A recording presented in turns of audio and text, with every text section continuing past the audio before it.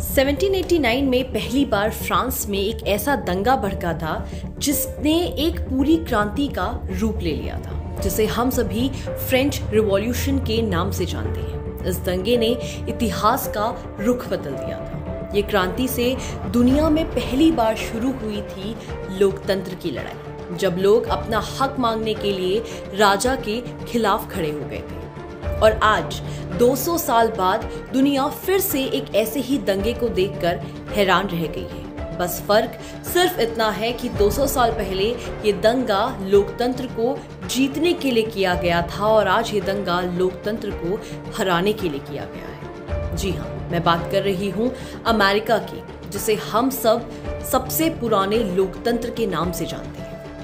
America के हालात इतने बुरे हैं कि दुनिया भर में लोगों को समझ ही नहीं आ रहा है कि वो इस पर क्या प्रतिक्रियाएं दें। आप सोचिए, कैसा लगेगा आपको अगर प्रॉपर इलेक्शंस के बाद कोई प्रेसिडेंट अपनी हार स्वीकारने के लिए तैयार ही ना हो। Hello everyone, this side Shweta और आप देख रहे हैं मोजो पत्रकार। खैर चलिए बात करते हैं अमेरिका के मौजूदा हालातों पर।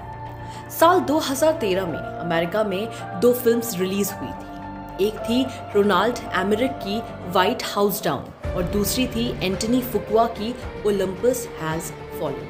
हो सकता है आप सभी ने ये फिल्म्स देखी भी हों, पर अगर किसी ने नहीं देखी है तो मैं बताना चाहती हूँ कि इन दोनों ही मूवीज में आतंकी वॉशिंगटन डीसी में बने व्हाइट हाउस पर अटैक कर देते हैं, जो डेफिनेटली इन फिल्म्स के राइटर्स की कल्पना थी, क्योंकि हकीकत में तो व्हाइट हाउस पर अटैक करना लगभग नामुमकिन है।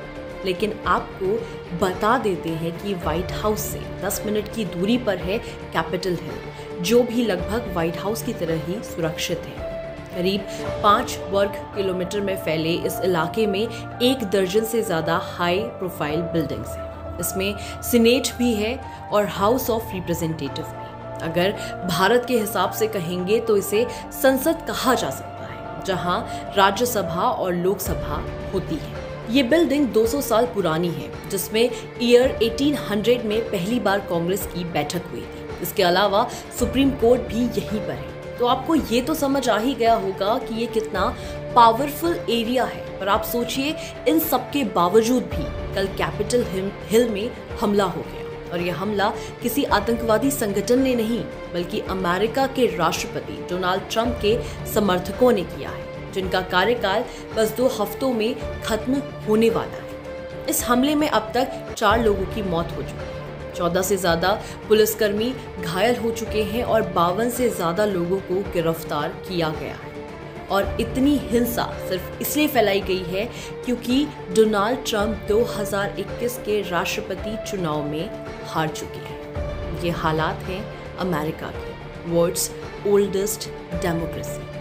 अब हालात ये है वॉशिंगटन डीसी में कि पब्लिक इमरजेंसी लगाई हुई है। अमेरिका की 300 साल पुरानी संसदीय इतिहास में ये पहली बार हो रहा है। And we were expecting a good start in 2020।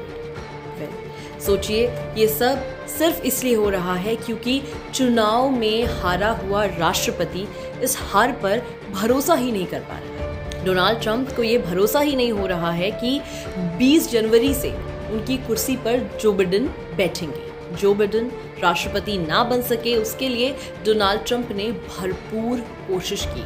Elections में धांधली का आरोप लगाया, सुप्रीम कोर्ट भी गए, और जब कुछ भी काम नहीं आया तो उन्होंने सोशल मीडिया के थ्रू अपने समर्थकों को भड़काना शुरू कर दिया, जिसके चलते पहले लोगों ने वॉशिंगटन डीसी की सड़कों पर मार्च निकाला और फिर कैपिटल हिल पर हमला ही कर दिया। और अब इस हिंसा के बाद से दुनिया भर में ट्रंप की बहुत आलोचना हो रही है। जो राष्ट्रपति कभी सबके हीरो थे, वो आज विलन बन चुके हैं। And at this moment I must say I am missing Barack Obama, who actually give the true example of democracy and leadership. खैर, अमेरिका के हालात इतने बिगड़ चुके हैं कि अब किसी को समझ ही नहीं आ रहा है कि आगे क्या होगा। क्या डोनाल्ड ट्रंप को वक्त से पहले ही हटा दिया जाएगा, या वो अपनी हार को मानते हुए शांति से पद से इस्तीफा दे देंगे, या अभी भी हम अगले कुछ हफ्तों में और हिंसा देख सकते हैं। सवाल तो काफ़ी है, पर इनके जवाब अभी कुछ नहीं है, क्योंकि सोचा तो किसी ने ये सब भी नहीं था, पर ये हुआ।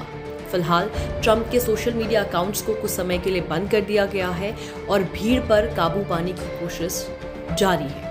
अब देखना ये होगा कि लोकतंत्र की ये लड़ाई आखिर कितनी लंबी खिंचती है। आप इस बारे में क्या सोचते हैं, हमें कमेंट बॉक्स पे ज़रूर बताइए और ये अमेरिका के जो अभी हालात हैं इस पर अपनी प्रतिक्रियाएं ज़रूर दीजिए। तो अभी के लिए बस इतना ही। देखते रहिए मोजो पत्रकार। हमारे ऑफिशियल फेसबुक पेज को लाइक और फॉलो करना ना भूलें। साथ ही यूट्यूब पर भी हमारे चैनल को सब्सक्राइब ज़रूर करें। धन्यवाद।